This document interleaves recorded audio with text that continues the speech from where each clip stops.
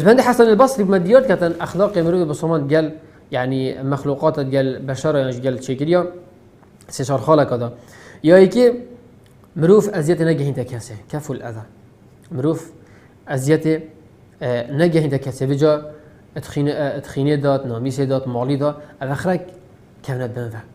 مروف بصمان چنا بيتن بيشت اس نویش کرم و حاشا خبر و كريتيا بيشتن يعني مثلا تعرض ناميسه يكي بيتن افا تناقضه بيك كومنا بن ايمان مروف بصرمان و اف اخلاقه هني كريت يا دوي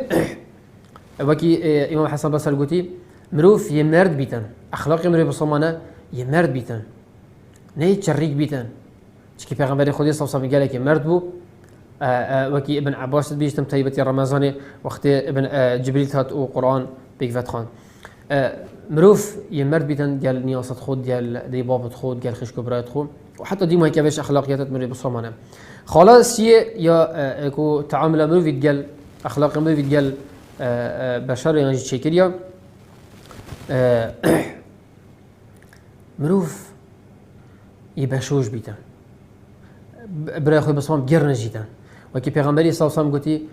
جاوی کیم نسعی که خیره خو هکت خودتو گرن جی بکی برای خود بسرمان بیب گرن جا بوجه طالق قالك تحسب كان قالك تاني شوفه گرن جی پاره والله برای من خیش کامن براد قال برای خشک دیال خشکه گرن جین نه پاره یا بلاشه برا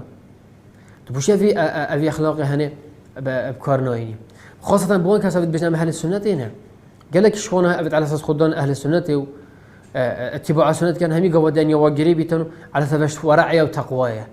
كان يجي پیغمبري بكري عليه الصلاة والسلام بل كي الصحابات بيتن نينا أسنق لك تشوفي ما مزقفت ذا إلا من پیغمبري دي صلى الله عليه وسلم يبمجر نجي پیغمبري ما صلى الله عليه وسلم